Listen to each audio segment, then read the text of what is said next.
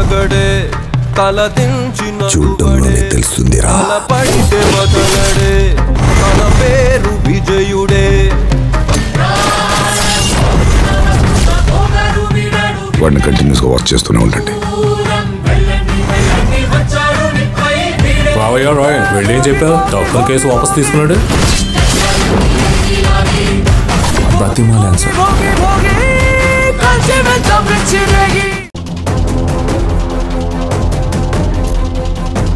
Doctor ఉన్నట్టుండి కళ్ళు తిరిగి పడిపోయింది.